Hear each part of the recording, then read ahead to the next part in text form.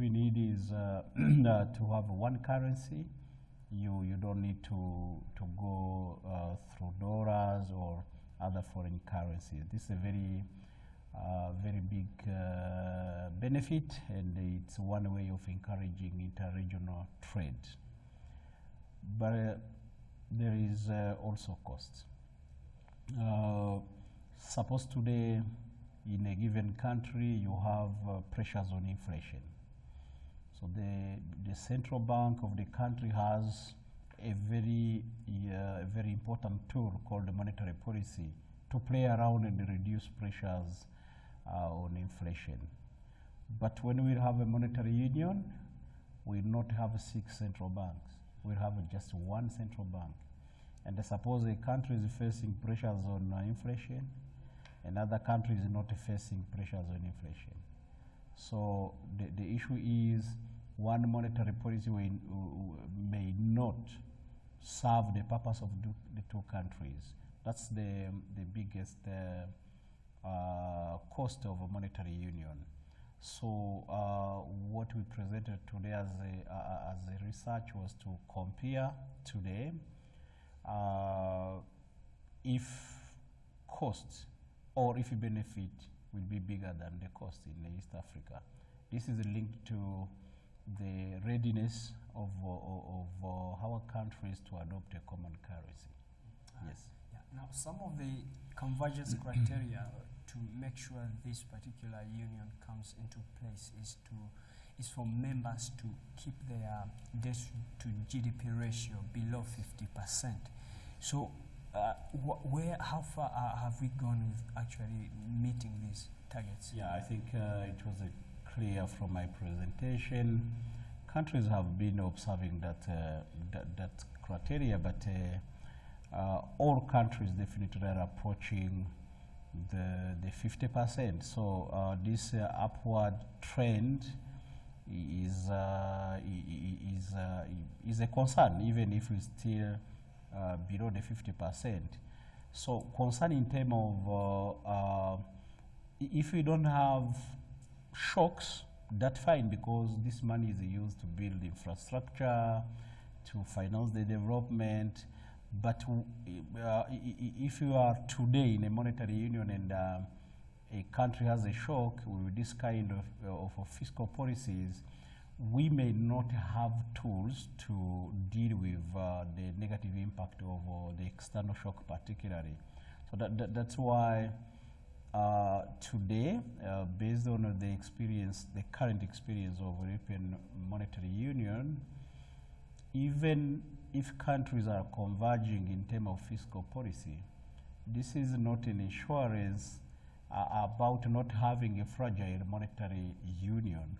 So I think based on the experience of European Monetary Union, we need to rethink about some strategies, particularly in terms of putting in place mechanisms to be used when countries are facing not similar shocks.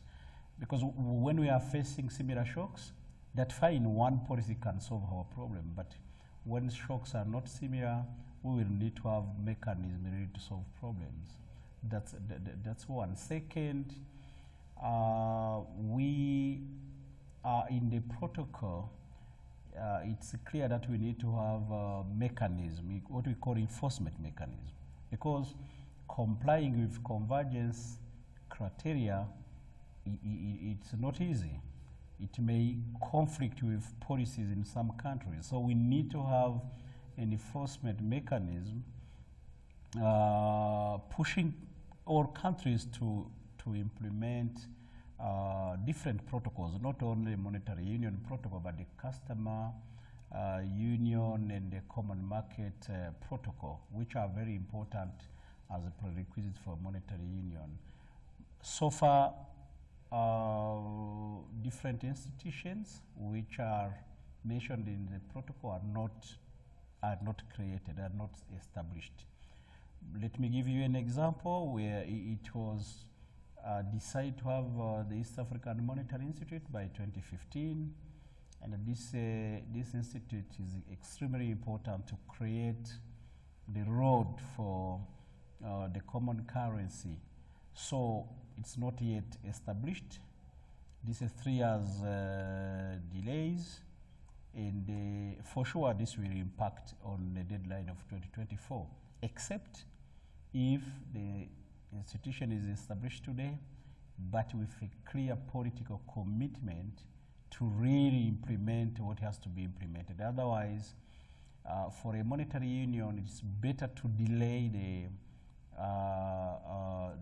establishment of a common currency than facing risk of entering a monetary union without convergence and all requirement in place.